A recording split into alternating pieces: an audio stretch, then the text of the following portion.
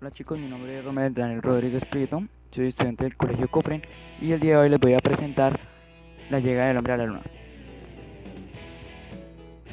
Primeramente deseo recalcar a la profesora de física porque nos sugirió hacerlo en video Skype.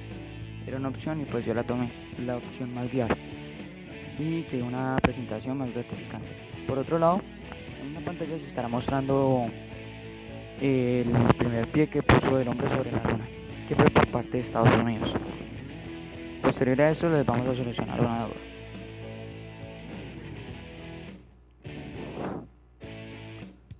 Durante toda su vida han tenido incógnitas acerca de este proceso y nosotros la vamos a solucionar.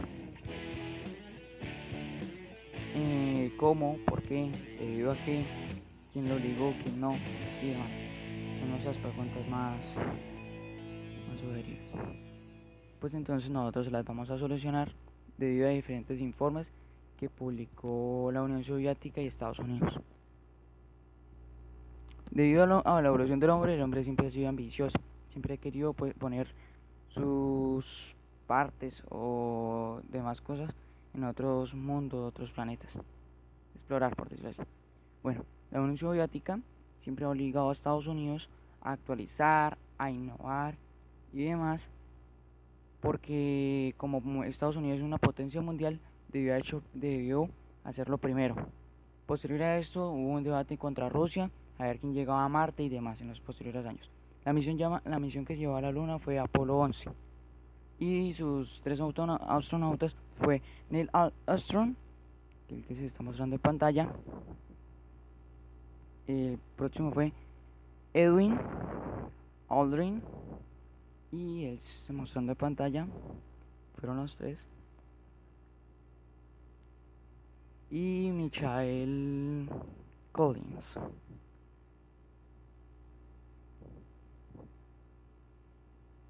Posterior, le vamos a mostrar como una especie de reloj o cronometrización o itinerario acerca de todo su proceso.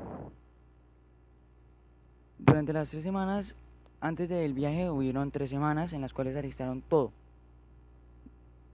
Y el asteroide que llegó, bueno, el asteroide no, sino el cohete que fue lanzado hacia el espacio fue el Saturno 5,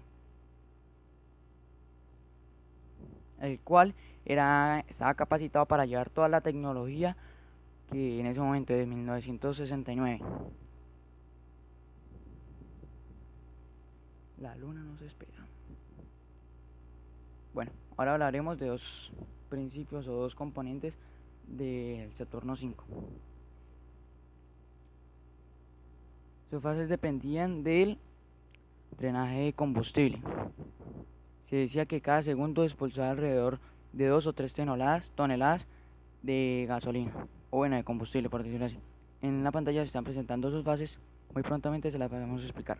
Todo el transcurso del viaje era basado en el tiempo y la distancia.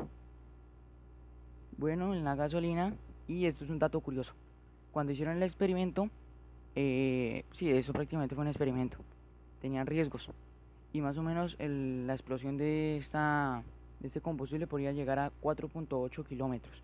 Por eso las personas que se hicieron a 5.8. Bueno, ahora vamos a observar el Saturno 5.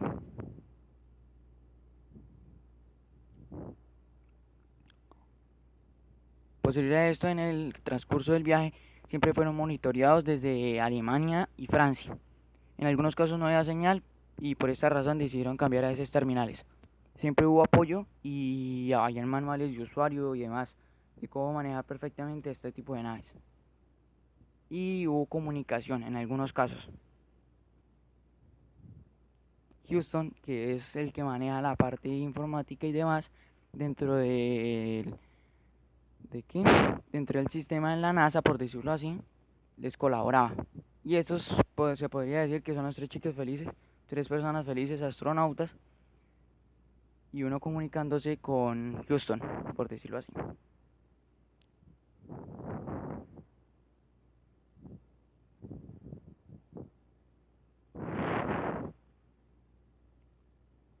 El viaje duró 195 horas con 18 minutos.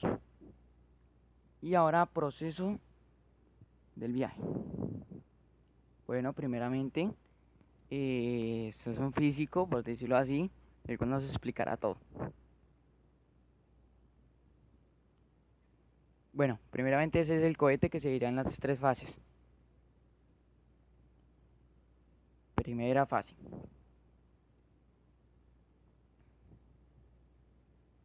La primera fase es el despegue.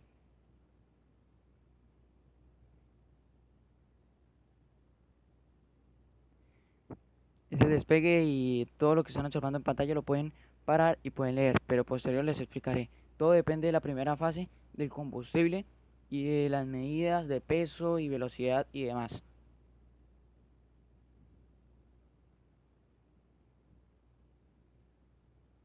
Y ahí se encuentra como una especie de medidor de velocidad. Velocidad inicial. La segunda fase.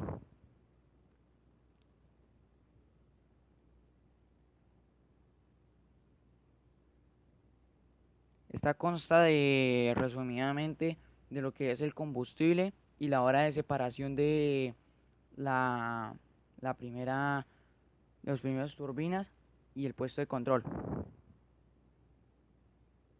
Y se trata también de los químicos que tuvieron que utilizar para poder refrigerar y que no se calentara el combustible, debido porque eso podía provocar una explosión grande y que la mayor parte de las personas murieran. La tercera fase es cuando se separa el módulo de mando y las otras turbinas que se estarán mostrando en pantalla.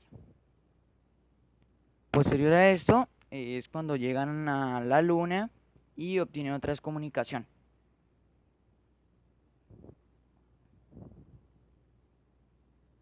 Bueno, ahora hablaremos de los aspectos físicos y de las secuencias. Cronometrización, lo llamaré yo. Bueno, ahí se estará mostrando en pantalla la velocidad inicial, lo que consume cada motor y demás.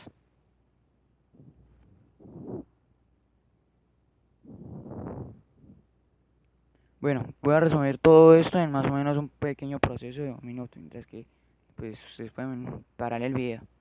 Primeramente se expulsa el cohete hacia el espacio y se abre la primera cápsula.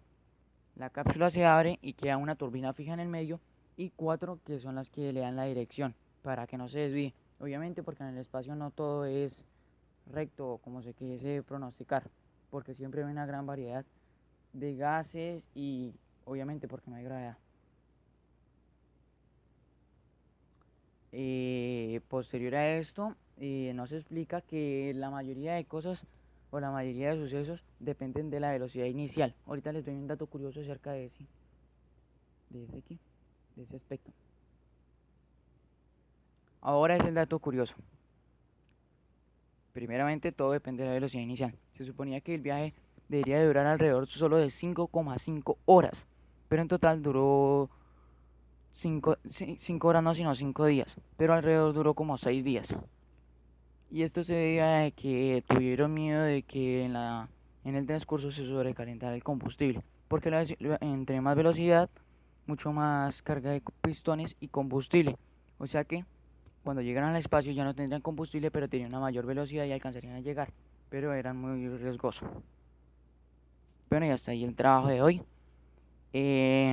Las cosas técnicas y demás se pueden leer detenidamente y lo que no les expliqué muy profundo lo pueden diferenciar ahí entre las lecturas. Gracias, muy amables, por prestarme atención.